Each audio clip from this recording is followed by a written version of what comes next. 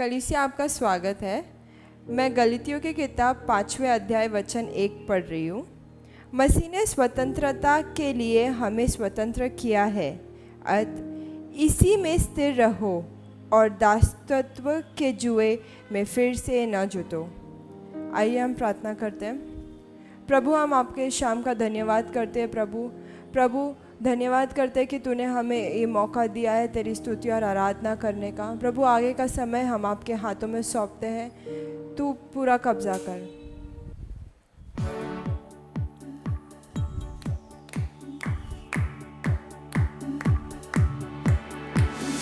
यीशु ने हमें छुड़ाया है पापों की जाल से, यीशु ने हमें बचाया है शैतान की चाल से, यीशु ने हमें छुड़ाया है पापों की जाल से, यीशु ने हमें बचाया है शैतान की चाल से।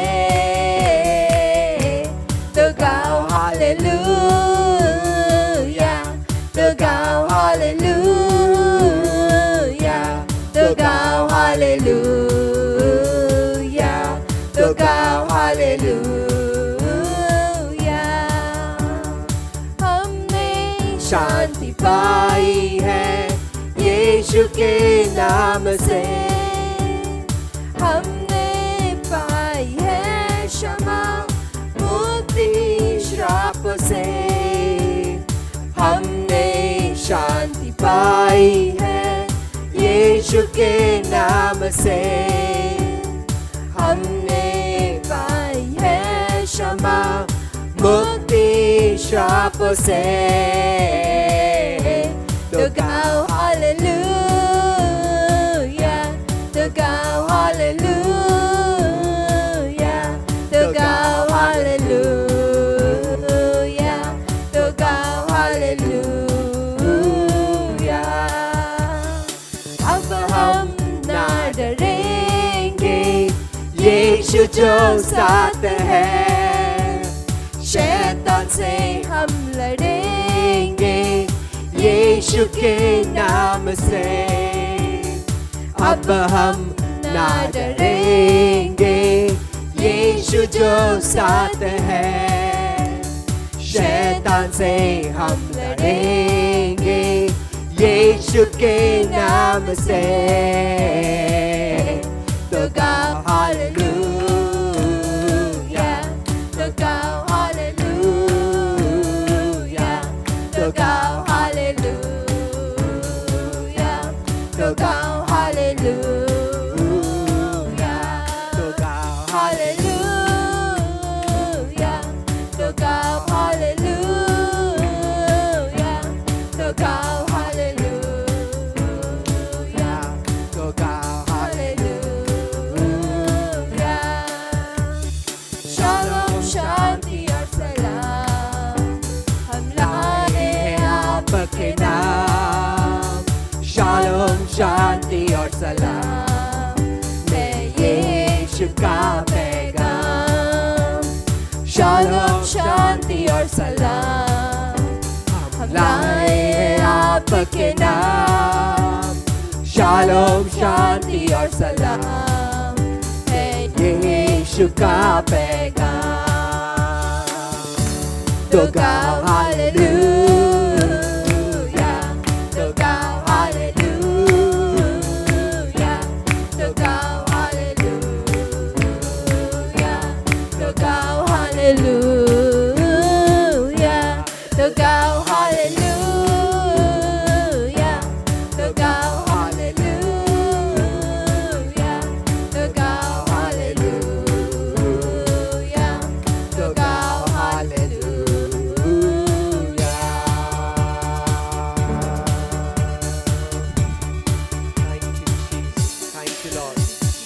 धन्यवाद प्रभु यीशु, तेरे नाम को हम ऊंचा उठाते हैं। शालोम, शांति और सलाम आपके नाम को प्रभु यीशु। प्रभु यीशु आप आए आपका स्वर्गीय सिंहासन छोड़कर प्रभु यीशु हमारे लिए, हमारे पापों के लिए, और यही नहीं प्रभु यीशु, आप क्रूस पर हमारे पापों के लिए आपको बलिदान चढ़ाया गया प्रभु यीशु। आपके पवित्र लहू से प्रभु यीशु हमें छुटकारा मिला है पापों से, बीमारी से और सारी दुनिया के दलदलों से आपने हमें बाहर निकाला है। हम इस आपको धन्यवाद देते, कोटि कोटि स्तुति देते, क्योंकि आपका ही नाम ऊंचा रहे और आप ही युगानुयुग के परमेश्वर, सच्चे और जीवित परमेश्वर आप ही है। आपके नाम को महिमा और गौरव देते। सारी विनती और प्रार्थना सुन ले। आमेन। आमेन।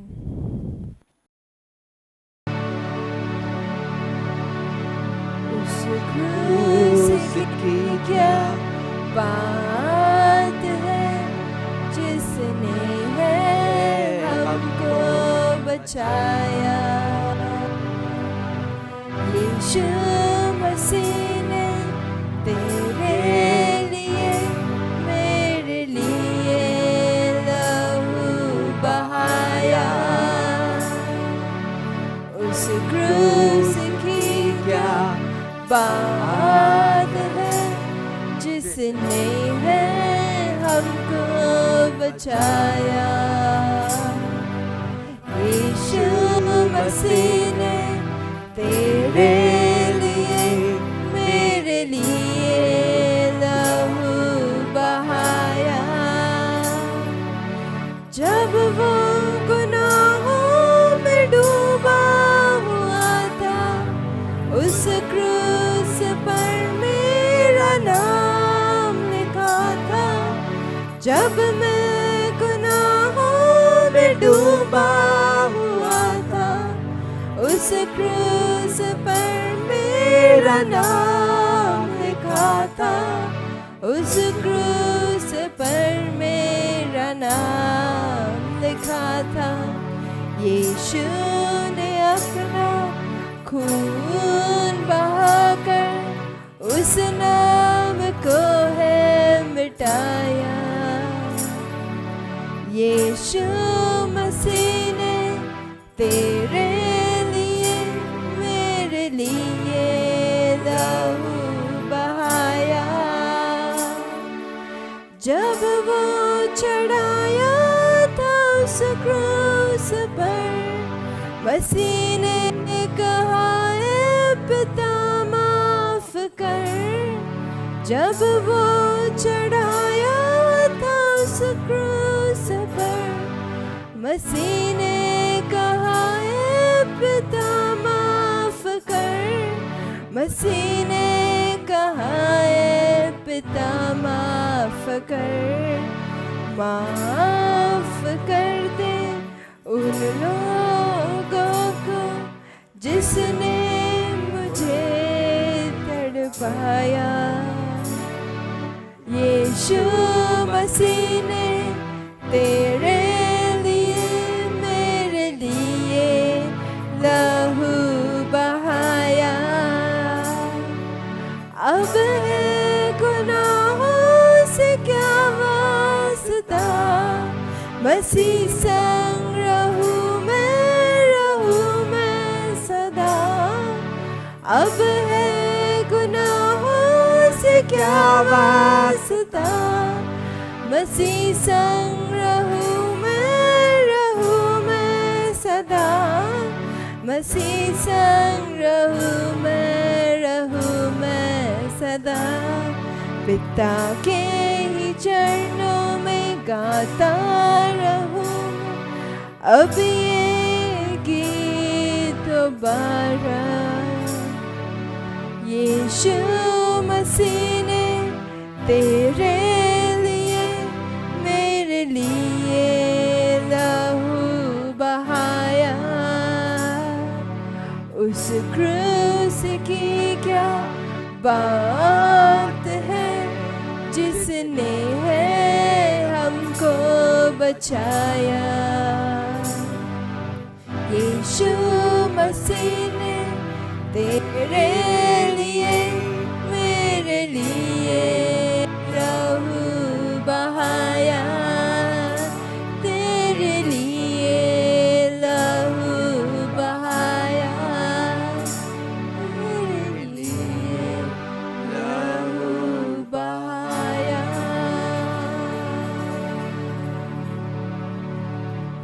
प्रभु मैं आपका धन्यवाद देती हूँ उस क्रूज के लिए प्रभु। प्रभु मांगते हैं प्रभु कि हम क्षमा चाहते हैं तुझसे जब जब हमने तुझे आसानी से लिया। यस लॉर्ड, प्रभु हम तेरे पास आना चाहते हैं प्रभु। प्रभु हम अपना हाथ तेरे तरफ बढ़ाते हैं प्रभु। यस लॉर्ड, तू हमें खींच ले तेरे पास प्रभु। प्रभु हम तेरा धन्यवाद करते हैं कि तूने अपना खून बहाकर हमको चंगा किया है प्रभु। Yes, हमको Lord. छुड़ाया है प्रभु। यस लॉर्ड, प्रभु आगे का समय वचन हम तुम्हारे हाथों में देते हैं प्रभु। तू पूरे सर्विस का कब्जा कर प्रभु। तू हमें सिखा, तू हमें चला। यस लॉर्ड, यीशु मसीह के नाम से आमेन। कलीसिया में आज आपका स्वागत करते हैं।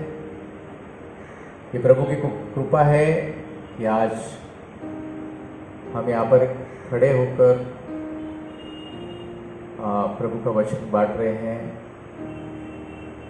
ये दिनों में प्रभु ने हमें बचा के रखा, हम उसके लिए प्रभु का धन्यवाद करते हैं। आज जो वचन मैं दे रहा हूँ आपको, वो वचन के ऊपर मैं आशीष मांगते हैं, प्रार्थना करते हैं। आइए प्यारे प्रभु, हम तेरी स्तुति करते हैं, तेरे नाम को धन्यवाद देते हैं प्रभु आज के दिन के लिए जो तूने हमें दिया है।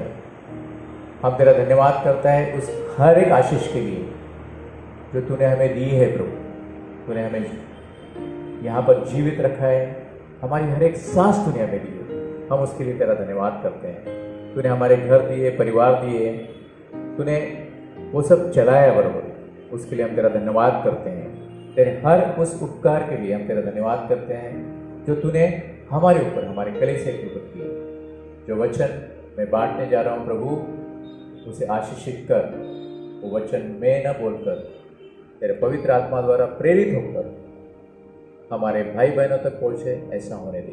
ये समय हम आपके हाथ में सौंपते हैं, प्रभु यीशु मसीह के नाम से मांगते हैं, आमीन।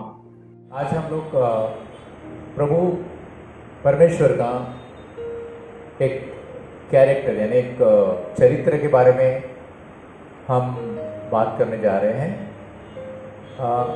हम देखते हैं कि परमेश्वर के जो कैरेक्टर है, चरित्र है, उसमें अगर आप बोलते हैं हम लोग देखते हैं तो परमेश्वर हमारा परोपकारी है, हमारा परमेश्वर अनुग्रहकारी है, हमारा परमेश्वर अति करुणामय है यानी प्रेम करने वाला है, और हमारा परमेश्वर विश्वासु है, हमारा परमेश्वर सत्य है, और हमारा परमेश्वर दयालु है। आज परमेश्वर का जो कैरेक्टर है, जो चरित्र है, दयालुता, उसके बारे में हम लोग बात करते हैं। एक मेडिकल कॉलेज में जो टीचिंग होती है, जो पढ़ाते हैं बच्चों को, विद्यार्थियों को, जहाँ से डॉक्टर बनते हैं, और वहाँ पर एक ट्रेंड देखा गया। जो डीन थे उन्होंने एक बात ऑब्जर्व की कि उनका एक विद्यार्थी जो स्टूडेंट है उसको उसके ऊपर में उनके लिए कि जो बच्चे हैं, उनके बोर्डिंग में भी बच्चे रहते थे, वो बच्चों के ऊपर में एक अलग इफेक्ट है। उन्होंने ये देखा कि ये जो बच्चे हैं, ये वो स्टूडेंट को यानी जो विद्यार्थी जो पढ़ रहा था मेडिकल कॉलेज में, उसके ऊपर में ज़्यादा उनके तरफ में मेल मिलाप ज़्यादा है बच्चों का। उनको उनके हर बात सुनते हैं वो, और उनकी जब भी बातें करते हैं वो बात सुनते हैं, और उनको जब भी इंस्ट्रक्शन देते हैं, बताते हैं बच्चों को, तो बच्चे सब बात सुनते हैं। तो जो कॉलेज था, जो उनका मैनेजमेंट था, उनमें से उन्होंने ये किया कि क्या बात है ऐसा स्टूडेंट में, बाकी के भी स्टूडेंट है, बाकी के भी विद्यार्थी है जो मेडिकल पढ़ने के लिए आते हैं, उनके तरफ में बच्चे ज़्यादा पास में नहीं जाते, पर ये स्टूडेंट के बारे में ऐसा क्या है जिसमें कि बच्चे उनके साथ में बहुत मेल मिलाप करते हैं, प्रेम करते हैं। तो जो व्यवस्थापन है कॉलेज का, उन्होंने एक इन्वेस्टिगेटर रखा, एक लेडी रखी जो तहकीकात कर सके, और उनको पता करना था कि ऐसी क्या बात है ये विद्यार्थी में जो बच्चे उनके तरफ में सबसे ज़्यादा आकर्षित होते हैं। तो उन्होंने तहकीकात करने के बाद में दूसरे एक हफ्ते में उन्होंने ऑब्जर्व किया, देखा कि क्या बात है, और फिर मैनेजमेंट को, व्यवस्थापन को रिपोर्ट दी। उन्होंने कहा कि ये जो विद्यार्थी है जो मेडिकल कॉलेज में पढ़ता है, उसकी एक आदत है, वो शाम रात में बच्चों को सोने के पहले जाकर एक जप्पी मारता है, मिट्टी मारता है, और सब बच्चों को एक मिट्टी मारता है और वो बच्चों को सोने को चले जाते हैं। ये कौन सी कृति हो गई? दयालुता की। यानी वो बच्चे में, वो विद्यार्थी में बच्चों के प्रति दयालुता थी। आपको याद है ये जो कृति है दयालुता की, वो है हमारे प्रभु यीशु मसीह का कैरेक्टर है, वो चरित्र है, प्रभु यीशु मसीह का चरित्र है। वो कॉलेज के व्यवस्थापन ने पता किया, यानी प्रभु यीशु मसीह ने हमें जो पढ़ाया है, हमें जो बताया है बाइबल के जरिए। प्रभु यीशु मसीह जब इस धरती पे थे तभी उन्होंने बताया कि दयालुता क्या है, जैसे हम लोग उसको बोलते हैं एक्ट ऑफ कंपैशन। मैं आपके लिए निर्गमन की किताब 34वां अध्याय 6वां वचन पढ़ता हूं।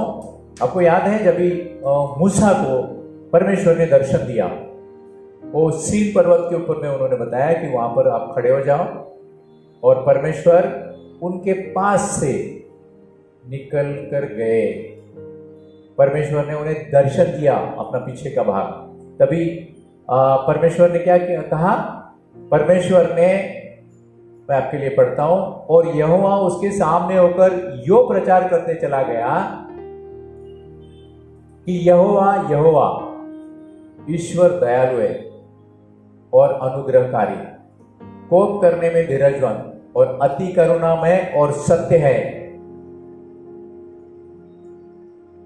हम लोग इंग्लिश में बोल सकते हैं, the Lord pass before him and proclaim, the Lord compassionate and gracious, slow to anger and abounding in steadfast love and faithfulness। यानी हमारा परमेश्वर है, वो दयालु है, अति दयालु है, अनुग्रहकारी है, कोप करने में धीरजवंत है, और अति करुणामय है और सत्य है। तो आज हम लोग परमेश्वर की दयालुता के बारे में हम लोग देखेंगे। व्यवस्था विवरण 15वां अध्याय 11वां वचन में प्रभु ने क्या कहा है, परमेश्वर ने क्या कहा है? परमेश्वर ने कहा है, तेरे देश में दरिद्र तो सदा पाए जाएंगे, इसलिए मैं तुझे ये आज्ञा देता हूं कि तू अपने देश में अपने 3 दरिद्र भाइयों को अपना हाथ ढीला करके अवश्य दान देना। यानी दयालुता प्रकट करना, यह परमेश्वर ने बताया है। अभी दयालुता का मतलब क्या होता है? यानी जैसा उसको इंग्लिश में कंपैशनेट बोलते हैं, हिब्रू में उसका और ग्रीक में उसका मतलब होता है प्रेम, दयालुता, दया, तरस, रहम, सहानुभूति, हमदर्दी। यानी इसमें परमेश्वर के सब चरित्र आए हैं। दयालुता यानी हम दूसरे के ऊपर में दया करते हैं। परमेश्वर चाहता है कि जैसे उसने हमारे ऊपर में दया की, हमारे पाप सूली पे चढ़ा दिए, हमारे वजह से अपने आप को सूली पर लेकर गया, उसी प्रकार परमेश्वर चाहता है कि हम अपने भाई बहनों के साथ दयालुता से पेश आए। अभी हम लोग देखते हैं कि जो दयालुता है वो परमेश्वर ने प्रभु यीशु में कैसे भेजी। प्रभु यीशु मसीह परमेश्वर की दयालुता का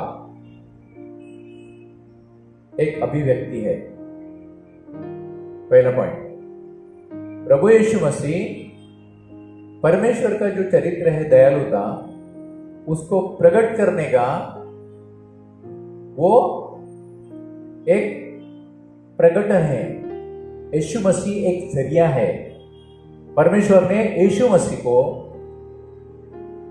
दयालुता से भरा हुआ हमारे पास में भेजा। यानी प्रभु यीशु मसीह परमेश्वर का दयालुत्व के बारे में अभिव्यक्ति है, एक प्रकट करने का जरिया है। हम देखते हैं कि मत्ती की किताब 19वां अध्याय 14वां वचन कहता है कि ये जरिया कैसा है। तो पहला है उसमें, यानी पहला जो है कि परमेश्वर का व्यक्त करने का, दयालुता व्यक्त करने का एक प्रकटन है, अभिव्यक्ति है, वो प्रभु यीशु मसीह है। प्रभु यीशु मसीह ने क्या किया? उन्होंने बच्चों के बारे में दयालुता बताई। पहली बात उन्होंने बच्चों के बारे में दयालुता बताई।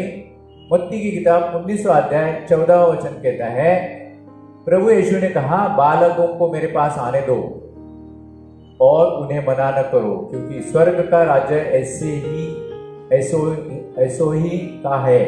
यानी प्रभु यीशु मसीह का कहना था कि बच्चों को रोको मत, मेरे पास में आने दो, क्योंकि जब तक हम लोग बच्चों के जैसा नहीं बन सकते तब तक स्वर्ग के राज्य में हम लोग प्रवेश नहीं कर सकते हैं।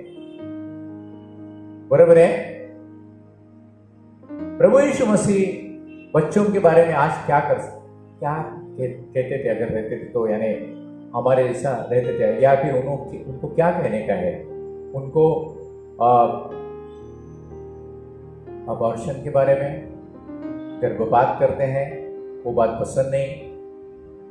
और जो बच्चों को यौन के बारे में लेकर जाते हैं, भगा के लेकर जाते हैं, वो बात पर पसंद नहीं है। बाल यौन शोषण है, उसके बारे में प्रभु यीशु मसीह कहते थे अगर आज रहते थे तो। बच्चों के बारे में जो अश्लील पिक्चर रहती है, पोर्नोग्राफी जिसको बोलते हैं, वो प्रभु यीशु मसीह को, परमेश्वर को पसंद नहीं है। यानी प्रभु यीशु मसीह ने बच्चों के बारे में दयालुता बताई। आज भी परमेश्वर हमारा बच्चों के बारे में दयालुता बताता है। दूसरी बात, जो बहिष्कृत लोग हैं, प्रभु यीशु मसीह ने जब थे इधर, तभी बहिष्कृत लोगों के ऊपर में उन्होंने दयालुता बताई। हम लोग मत्ती की किताब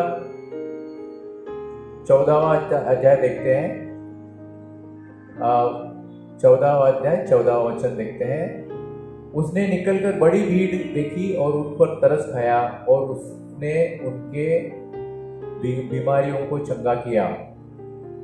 यानी जब ये भीड़ परमेश्वर के पास में आया, प्रभु यीशु मसीह के पास आए, तभी उनके ऊपर में उन्हें दया आई, तरस आया और उसने उनके बीमारों को चंगा किया। मत्ती की किताब 14वां अध्याय 14वां वचन। हम देखते हैं कि जो आउटकास्ट थे, बहिष्कृत लोग थे, ये भीड़ जो थी परमेश्वर के प्रभु यीशु मसीह के पास आई थी, वो लोगों को बेसहारा थे, वो निर्वासित थे लोग। और वो जब भी आए तभी उनके ऊपर में प्रभु यीशु मसीह को तरस आया, उनके ऊपर में दया आई और उन्होंने उसको सबके सब लोगों को चंगा किया। प्रभु यीशु मसीह जिस प्रकार ये लोगों को चंगा किया, उसी प्रकार प्रभु यीशु मसीह ने जो कोड़े लोग थे उनको चंगा किया। एक औरत थी जो 12 साल से उसको स्त्राव हो रहा था, यानी गंदी ये जा रही थी उसके बॉडी में से, शरीर में से, उसको चंगा किया। प्रभु यीशु मसीह में देखते हैं हम लोग कि जो बहिष्कृत लोग थे, एक टैक्स कलेक्टर, हमने जैकियस की बात सुनी, जैकियस को प्रभु ने अपने घर प्रभु ने उनके साथ में खाना खाया। यानी प्रभु यीशु मसीह ने जो दयालुता बताई वो बहिष्कृत लोगों के साथ, निर्वासित लोगों के लिए उन्होंने बताई। हमारा परमेश्वर ऐसा है। उसके बाद में प्रभु यीशु मसीह ने जो पददलित लोग हैं, लताड़े हुए लोग हैं, समाज से धुतकारे हुए लोग हैं, उनके बारे में प्रभु यीशु मसीह ने दयालुता बताई। हम देखते हैं कि मत्ती की किताब 15वां अध्याय 32 में और उसके आगे भी बताते हैं। हम लोग देखते हैं कि 15वां अध्याय 29 से लेके 32 तक मैं पढ़ता हूं। यीशु वहां से चलकर गलील की झील के पास आया और पहाड़ पर चढ़कर वहां बैठ गया, और भीड़ पर भीड़, लंगड़ों, अंधों, गूंगों, ढूंढों, बहुत और लोगों को लेकर उसके पास आए और उसके पांव पर डाल दिया। उसने उन्हें चंगा किया। जो लोग थे भीड़ में, लंगड़े थे, अंधे थे, गूंगे थे, उनको उन्हें चंगा किया। तो जब लोगों ने देखा कि गूंगे बोलते हैं और टुंडे चंगे होते हैं और लंगड़े चलते हैं और अंधे देखते हैं, तो अचंभा करके इजराइल के परमेश्वर की उन्होंने बड़ाई की।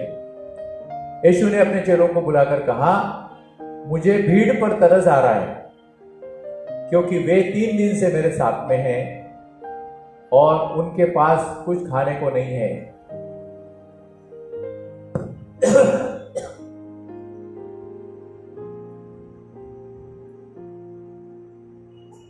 You will get disconnect this? और उनके पास कुछ खाने को नहीं है।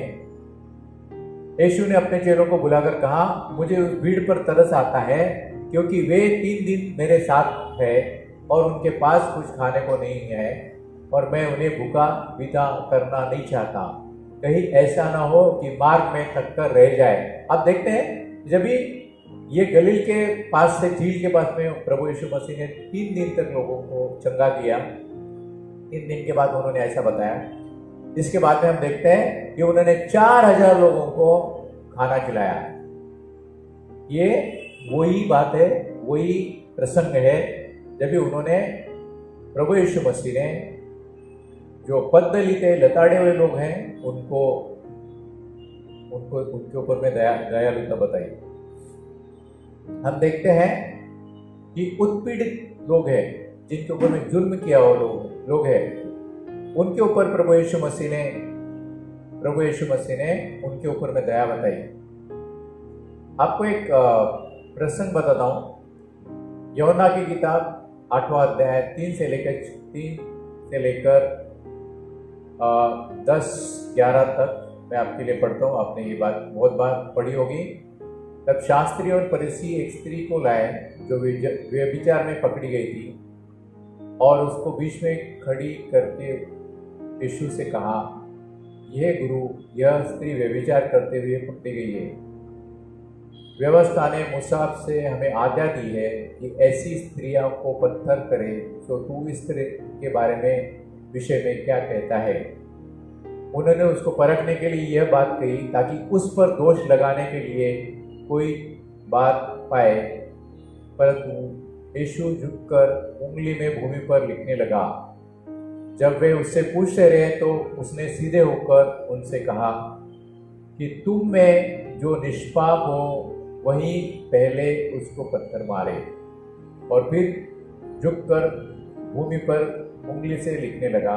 परंतु यह सुनकर बड़ों से होकर छोटों तक एक एक करके निकल गए, और यीशु अकेला रह गया और स्त्री वही बीच में खड़ी रह गई। यीशु ने सीधे होकर उससे कहा, हे नारी, वे कहाँ है? क्या किसी ने तुझ पर दंडन की आज्ञा न दी? उस स्त्री ने कहा, हे प्रभु, किसी ने नहीं। यीशु ने कहा, मैं भी तुझ पर दंड की आज्ञा नहीं देता। तो और फिर पाप न करना, जा और फिर पाप न करना। आपने देखा है कि प्रभु यीशु मसीह के सामने व्यभिचार करती हुई पकड़ी गई एक स्त्री को लाया लोगों ने, जो समाज के बड़े तबके के लोग थे। उनको ऐसा लगा था कि मूसा की जो किताब है उसमें लिखा है कि ऐसे स्त्री को पत्थर से मारा जाए, परंतु वो जिसके साथ पकड़ी गई है उनको नहीं लाया उसने, यानी उन्होंने गलती की। और दूसरी बात, उसको विटनेस चाहिए थे, विटनेस लगते थे, उनको नहीं लाया।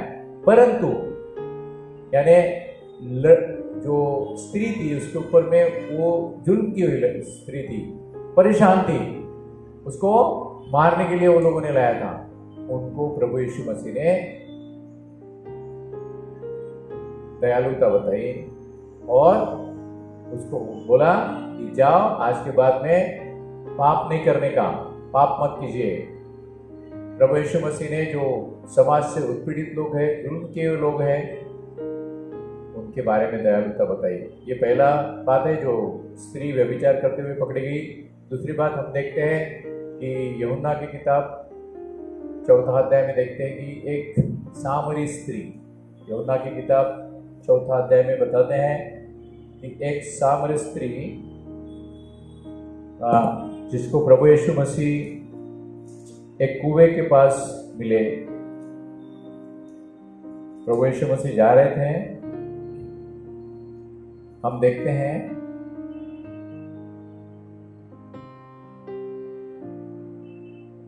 वो गलील को जा रहे थे और सामरिया से गए।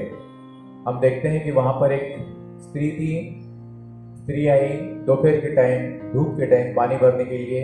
प्रभु यीशु मसीह ने उसके साथ वार्तालाप किया और हम देखते हैं कि आखिरी में ये स्त्री परमेश्वर के साथ में हो ली, यानी परमेश्वर को मानने वाली हो गई। हम देखते हैं कि किस प्रकार जो समाज से पीड़ित लोग हैं उनके ऊपर में प्रभु यीशु मसीह ने दया बताई। मैं आपको वापस से बताना चाहता हूँ कि प्रभु यीशु मसीह परमेश्वर के जो दयालुता है उसका प्रकट करने का एक जरिया था। उसके लिए प्रभु यीशु मसीह को उन्होंने हमारे पास में भेजा था। उसके बाद में उसमें पहला पॉइंट देखते हैं कि प्रभु यीशु मसीह को बच्चों के बारे में दयालुता थी, पर प्रभु यीशु मसीह को जो निर्वासित थे, बहिष्कृत लोग थे, उनके बारे में दयालुता थी, दयालुता है। उसके बारे में हम देखते हैं कि प्रभु यीशु मसीह को जो पद्दली थे, लताड़े हुए लोग थे, उनके बारे में दयालुता थी, दयालुता है। और प्रभु यीशु मसीह को जो पीड़ित लोग हैं, जिनके ऊपर में जुर्म किया था, उनके ऊपर में उन्होंने दयालुता बताई। प्रभु यीशु मसीह जो हमारे परमेश्वर का जो दयालुता का जो चरित्र है, वो प्रभु यीशु मसीह व्यक्त करता है। पहला पॉइंट जो मैंने बताया कि परमेश्वर का दयालुता व्यक्त करने का जरिया प्रभु यीशु मसीह है, और दूसरा प्रभु यीशु मसीह दयालुता व्यक्त करता है। किस प्रकार? पहली बात, प्रभु यीशु मसीह परमेश्वर की दयालुता व्यक्त करता है। हमने देखा है लूका की किताब 15वां अध्याय में देखा है कि एक उड़ाऊ पुत्र था, वो अपना छोटा भाई और 2 बेटे थे, उसमें से छोटा भाई पर पिताजी के पास में गया और उसको बताता है कि मुझे मेरे प्रॉपर्टी का हिस्सा दो, और वो प्रॉपर्टी लेकर दूर देश चले जाता है और वहाँ पर सब अपनी प्रॉपर्टी अय्याशी में उड़ाता है। हमने ये देखा है कि वहाँ पर जाकर वहाँ पर वो अकाल आता है, उसको खाने को कुछ नहीं रहता है, वो अपने आप में आ जाता है। अब फिर सोचता है कि परमेश्वर मेरे पिताजी के पास में मेरे से अच्छा नौकर भी खाना खाते हैं और मैं यहाँ पर भूखा मर रहा हूँ। फिर वो वापस जाता है पिताजी के पास और पिताजी के पास जाकर उनको मिलता है, और पिताजी जिस प्रकार वो पहली कंडीशन में था, यानी उसका पुत्र था, उसी प्रकार उसको अपनाता है। यानी प्रभु यीशु मसीह परमेश्वर का दयालुता का जो चरित्र है वो हमें बताते हैं। तो पहले बात ये था कि परमेश्वर की दयालुता जो भटक जाते हैं उनके लिए प्रभु यीशु मसीह ने बताई है। और दूसरा बात है, हम देखते हैं कि हमारी जो दयालुता, पर प्रभु यीशु मसीह की दयालुता हमको देखने को मिली है। लूका की किताब 10वां अध्याय में हम देखते हैं कि वहाँ पर एक लिखता है कि एक मनुष्य यरूशलेम से यरीहो जा रहा था कि डाकुओं ने घेर कर उनके कपड़े उतार दिए और मार पीट कर उसे अधमरा छोड़कर चले गए। और ऐसा हुआ कि उस मार्ग से एक याजक जा रहा था, परंतु उसे देख के कतरा कर चला गया। और उसी रीति से एक लेवी उस जगह पर आया, वह भी उसे देखकर कतरा कर चला गया। परंतु हम देखते हैं बाद में एक सामरी यात्री वहां से आ निकला और उसे देखकर तरस खाया और उसके पास आकर उसके घाव पर तेल और दाखरस डालकर पट्टियां बांधी और अपनी सवारी पर चढ़कर सराय में लेके गया। उसकी सेवा टहल की। दूसरे दिन उसने 2 दिनार निकालकर भटियारे को दिए और कहा कि इसकी सेवा टहल करना, जो कुछ तेरा और लगेगा वह मैं लौटने पर तुझे भर दूंगा। अब तेरी समझ में जो डाकुओं से गिर गया था, इन तीनों में से पड़ोसी कौन था? प्रभु यीशु ने बताया। उसने कहा, वही जिसने उस पर तरस खाया। यीशु ने उससे कहा, जा तू भी ऐसा कर। यानी हमारा नेबर, हमारा पड़ोसी कौन होता है? ऐसा किसी ने प्रभु यीशु मसीह को पूछा।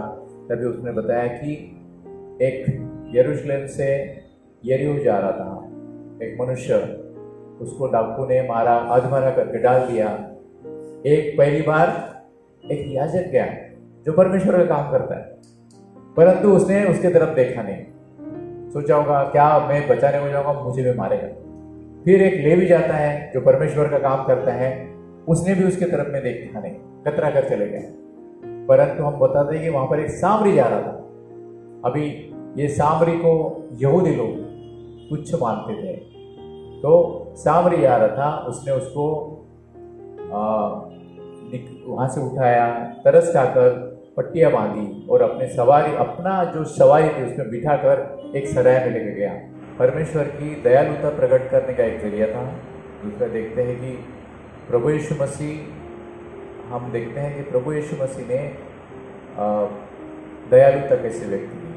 जो दूसरे पॉइंट है उसमें हमने देखते हैं कि उसने जो उड़ाऊ पुत्र था उसके बारे में उन्होंने दया बताई।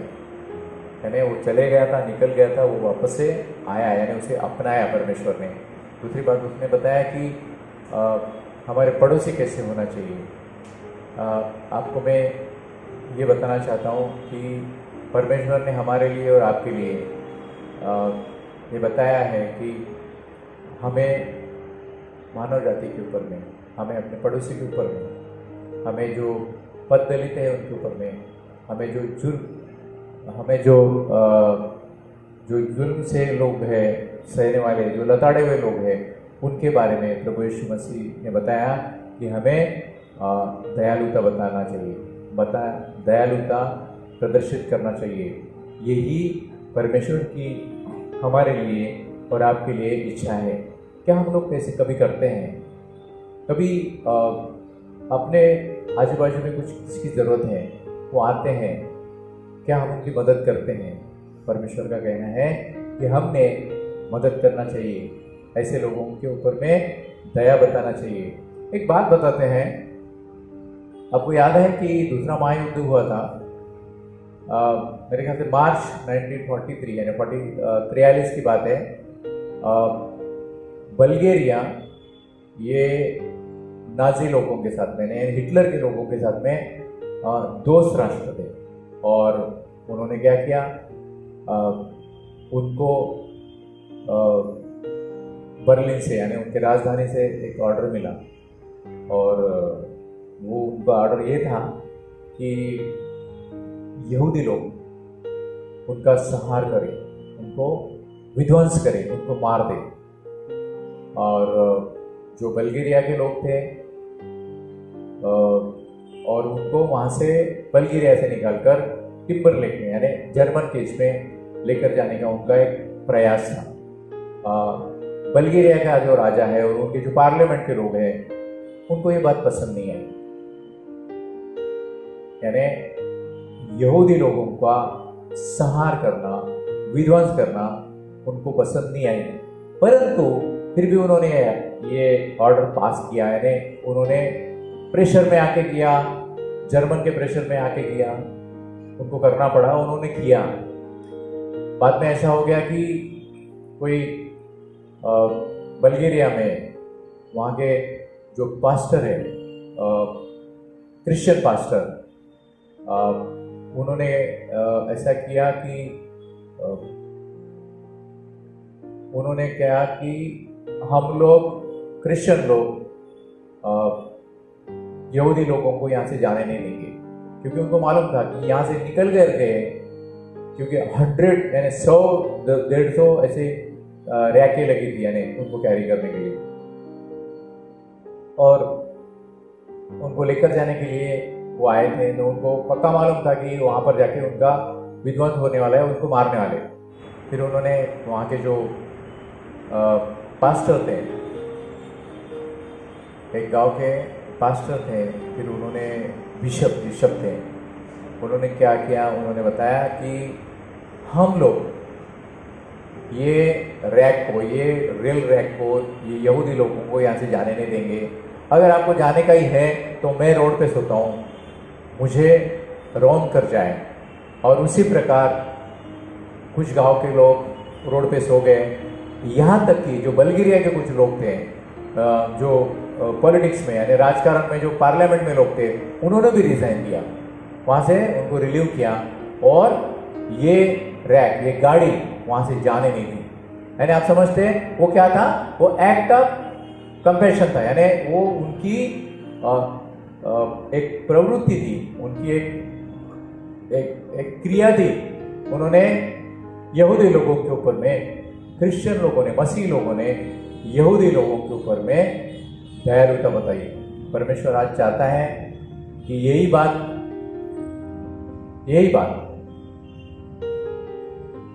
हम और आप करें। परमेश्वर ने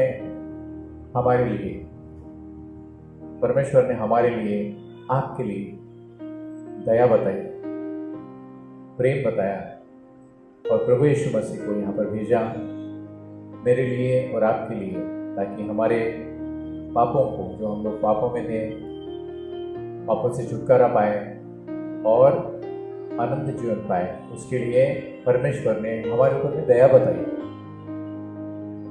और परमेश्वर चाहता है कि उसी प्रकार की दया हम एक दूसरे के ऊपर में करें। आज हम लोग प्रभु भोजन ले रहे हैं, और मैं आपसे रिक्वेस्ट करता हूँ, आज हमारी कंडीशन कैसी है मालूम नहीं, हो सकता है हमारे पास में भी भरपेट नहीं है कुछ भी, परंतु उसमें से भी प्रभु चाहता है कि थोड़ा सा हम दूसरे को दें। आप चाहता है दूसरे ऊपर में ज़रूरतमंद लोगों में, खासकर आजकल के दिनों में जो महामारी चल रही, अगर किसी को ज़रूरत है कुछ, तो हमारा काम है कि उनको देने का। खाना दीजिए, और जो भी मदद है अगर हम लोग दे सकते हैं तो परमेश्वर की महिमा होगी। आइए 2 मिनट लेते हैं, हम परमेश्वर को याद करते हैं। प्रभु भोजन के लिए हम परमेश्वर के बलिदान को याद करते हैं, परमेश्वर के आशीष को याद करते हैं। प्रभु यीशु मसीह ने हमारे लिए और आपके लिए जो किया, परमेश्वर के साथ संबंध पुनर्वस किया, वापस से करके दिया, उसके लिए हम परमेश्वर को हम लोग धन्यवाद देते हैं। अगर हमसे कुछ गलती हो गई, उसके लिए हम लोग क्षमा मांगते हैं। तो परमेश्वर को, जो लोगों ने बपतिस्मा नहीं लिया हो, वो प्रभु भोजन ना ले। आइए 2 मिनट लेते हैं।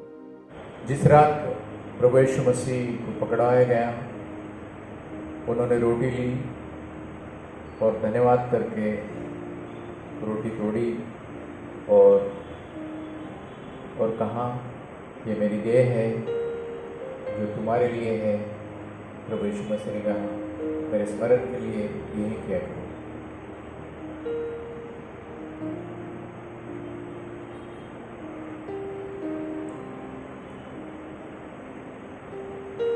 उसी प्रकार उन्होंने कटोरा लिया और कहा, ये कटोरा मेरे लहू में नहीं वाचा है, जब कभी भी हो तो मेरे स्मरण के लिए यही किया करो। प्रभु ने कहा, जब कभी तुम इस रोटी खाते हो और कटोरे से पीते हो तो मेरी मृत्यु को और जब तक मैं वापस ना आऊं तब तक बताते रहो, प्रोक्लेम करते रहो। हमें लोगों को बताना है कि हमारे प्रभु यीशु मसीह जिस प्रकार यहाँ से चले गए उसी प्रकार वापस आने वाले हैं। ये मेरा और आपका कर्तव्य है।